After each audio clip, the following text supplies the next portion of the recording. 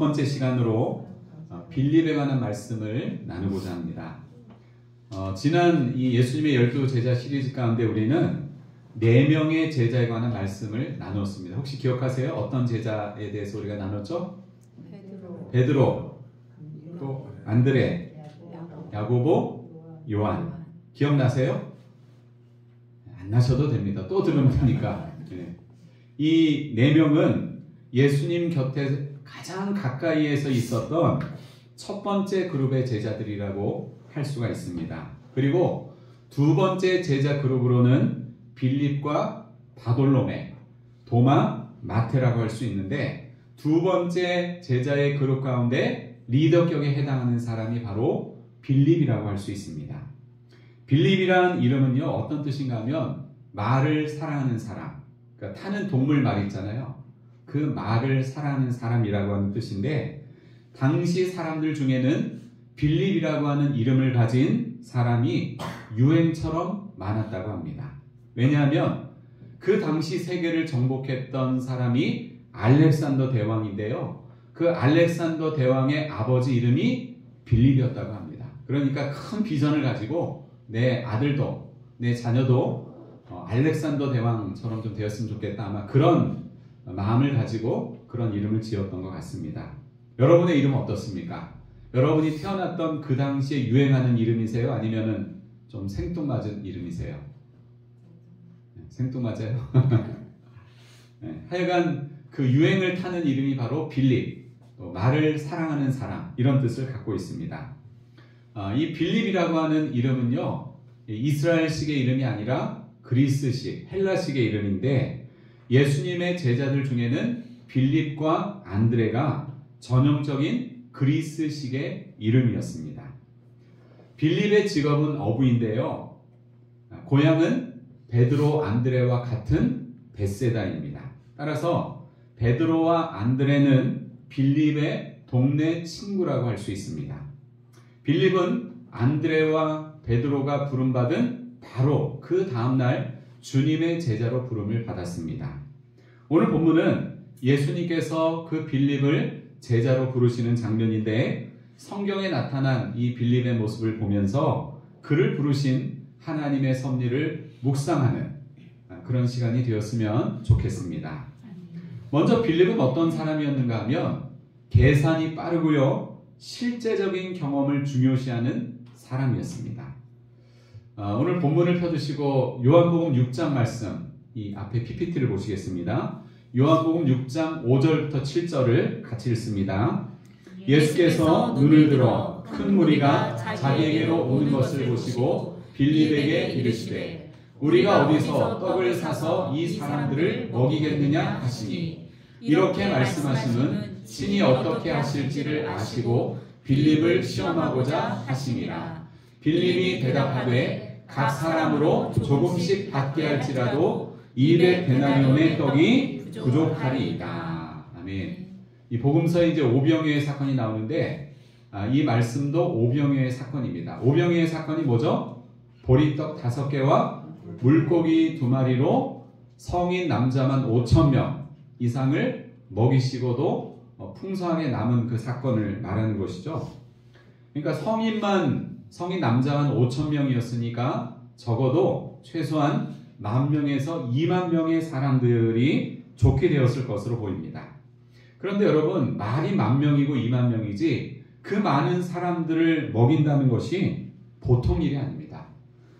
일단 눈대중으로 어느 정도 인원수를 파악을 해서 이 사람들을 먹이려면 얼마만큼의 음식이 있어야 되겠다는 통밥과 견적이 나와야만 합니다. 그런데 12제자 중에 그 부분에 대해서 가장 탁월한 감각과 능력을 지닌 사람이 빌립이었습니다. 그는 순식간에 인원수를 파악해서 결론을 냈습니다. 예수님, 이 사람들에게 조금씩이라도 좀 이렇게 밥을 먹게 하려면 200데나리온 어치의 떡을 가지고도 부족하다는 것입니다. 200데나리온이면 얼마일까요? 1데나리온이 그 당시 노동자의 하루 품삯을 말하는데 10만 원이면 어떻게 되는 거예요? 10만 원이면 2천만 원.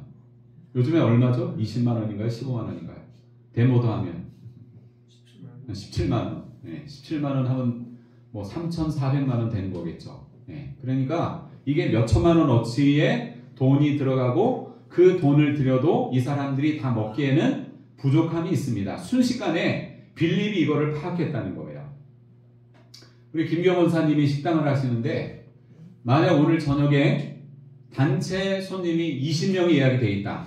그리고 식당 테이블이 3바퀴를 돌겠다고 예상을 하면 고기는 얼마큼이 필요하고 파절이, 양파, 그 다음에 버섯, 김치, 콩나물, 밑반찬, 공깃밥 이게 얼마큼 필요하겠다는 것이 순식간에 계산이 되잖아요. 그죠? 이제 달인이 돼가지고 그 다음에 김기철 집사님은 건축, 토목, 용달 덤프 같은 여러 가지 일들을 하십니다. 약초도 캐시고요. 심지어는 산삼도 캐세요. 잘 보이시기 바랍니다. 한 풀이라도.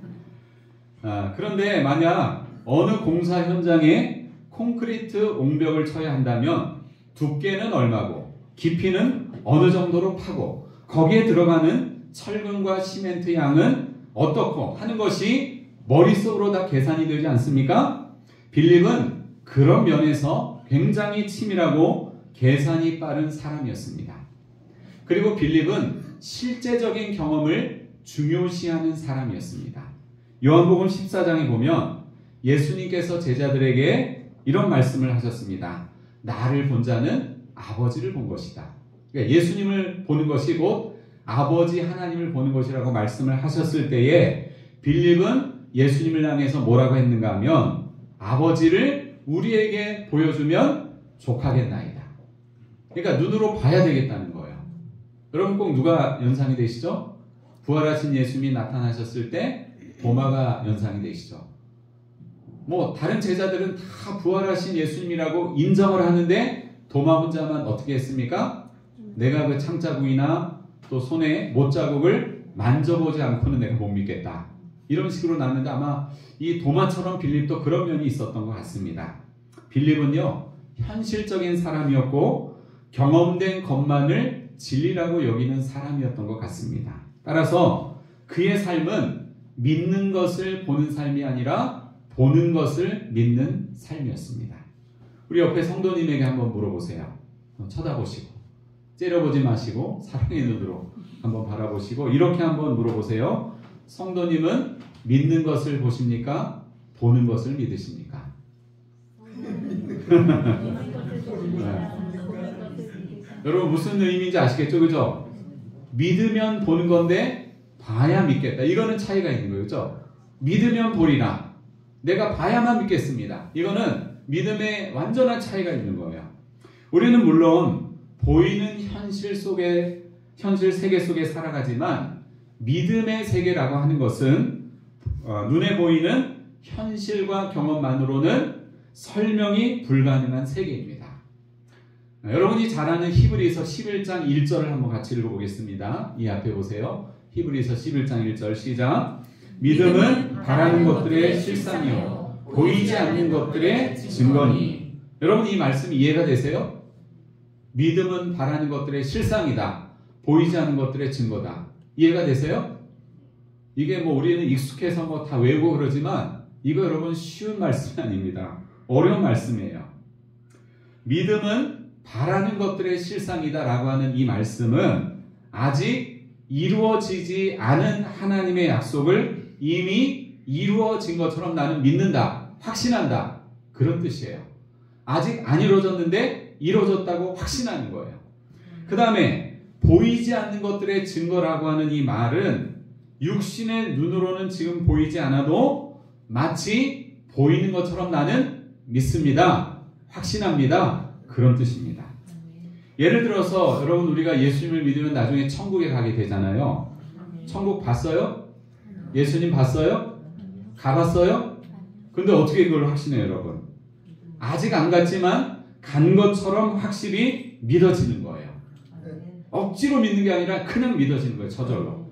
그 다음에 천국을 내가 본 적은 없지만, 예수님을 본 적은 없지만 본 것처럼 여겨지는 것이 믿음이라고 하는 것입니다. 그래서 믿음은요, 이게 설명이 불가능한 거예요. 믿음은요, 신비로운 하나님의 은혜 선물인 것입니다. 믿음은 바라는 것들의 실상이요 보이지 않는 것들의 증거다. 이와 같은 믿음의 측면에서 볼 때에 빌립의 모습은 어떻습니까? 계산이 빠르고 실제적인 경험을 중시하는 모습은 이 세상적으로 볼 때는 만약에 어떤 일을 맡기잖아요. 그러면 그것을 아주 치밀하고 또 꼼꼼하게 잘 처리해내는 결과로 나타나지만 현실의 세계를 뛰어넘는, 그리고 현실의 한계를 넘어서 역사하시는 하나님의 손길을 경험하기는 어려운 면이 있습니다. 왜냐하면 내가 다 계산하고 내가 다 내 능력으로 내가 다 알아서 처리하니까. 이런 면이 빌립에게 있습니다. 그는 계산이 빠르고요, 그리고 경험되지 않는 것은 잘 믿지 않는 그런 스타일의 사람이었습니다. 두 번째로 빌립은 신중하지만 결단력이 있는 사람이었습니다.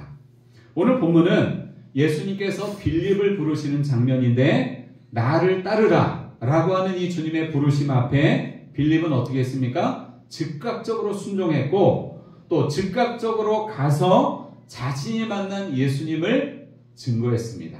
복음을 전했습니다. 자, 오늘 본문의 45절을 다시 한번 읽으시겠습니다. 본문의 45절 시작.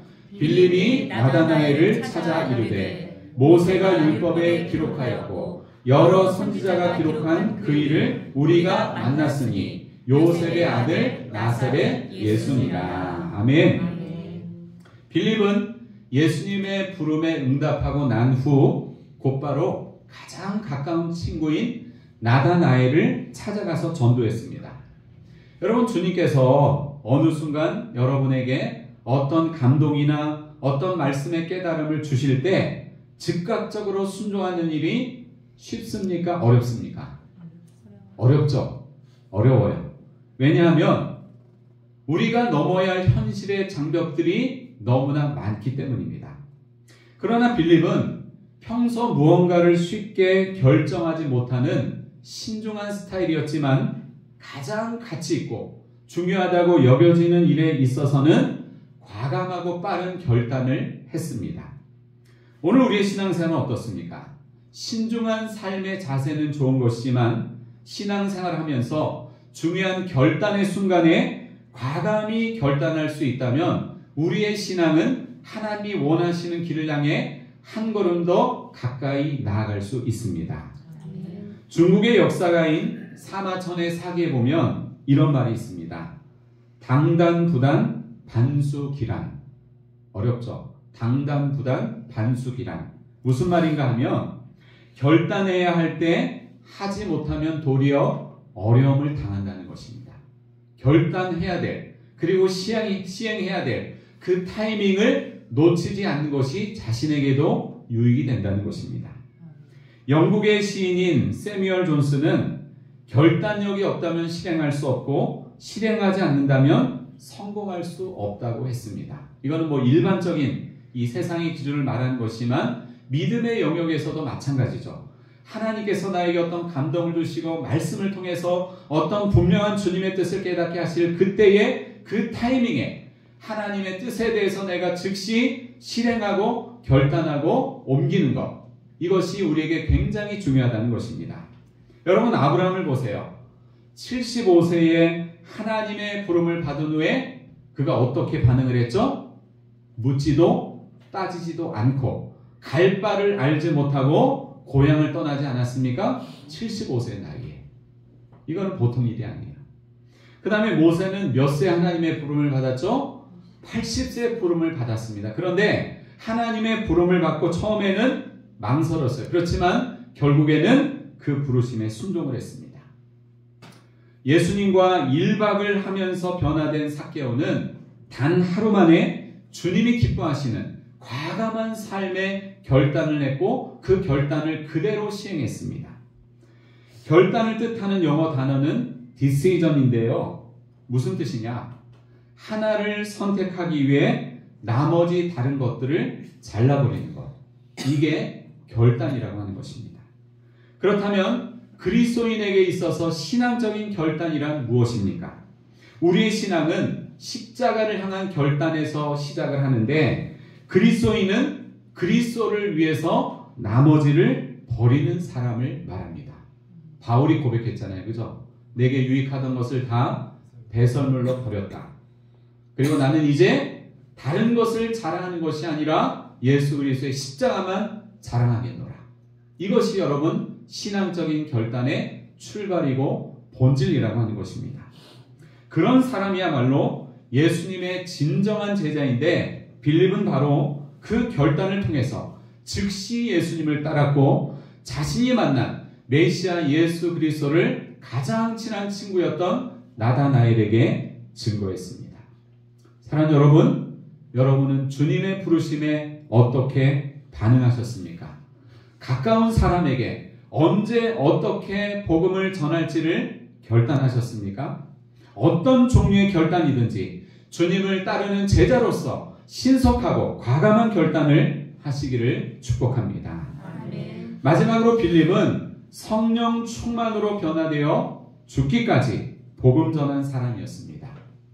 예수님의 부활하심과 또 오순절의 성령 강림 사건은 빌립의 신앙과 삶에 결정적인 변화를 가져왔습니다.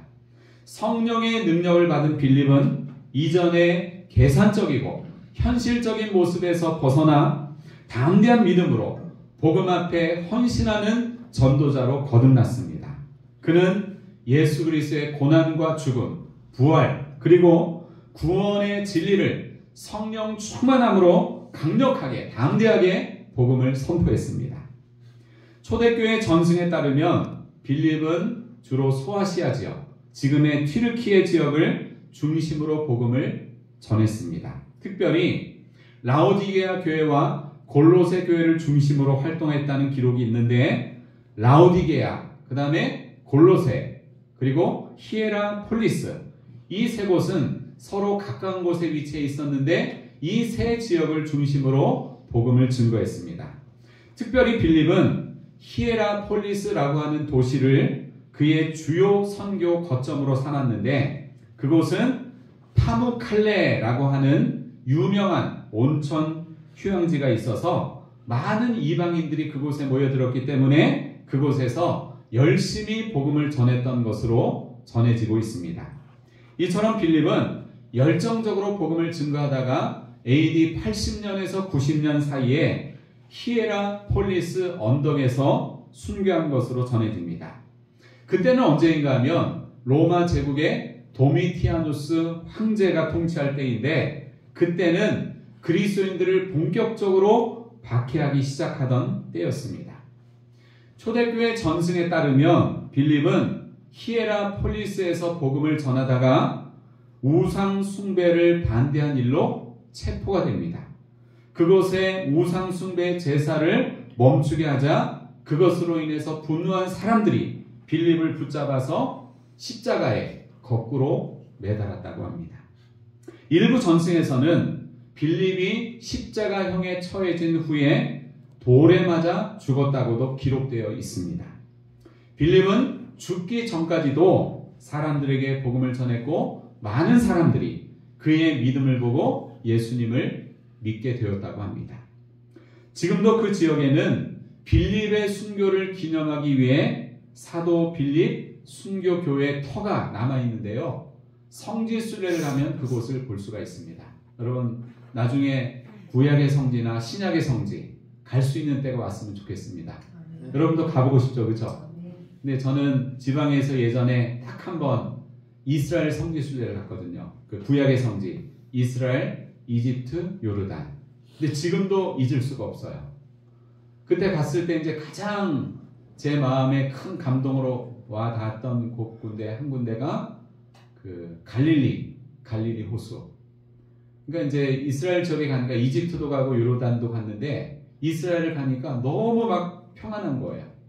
다른 지역은 뭐 이집트, 요르단 이런 데 이슬람권이잖아요. 그래서 그런지 모르겠는데 이스라엘 가니까 너무 평안하고 너무 밝고 기쁘고 특히 그 예수님의 주요 이제 그 활동지였던 이 갈릴리 지역, 또 갈릴리 호수, 그러니까 갈릴리 호수 바로 옆에서 이제 숙소가 있었거든요.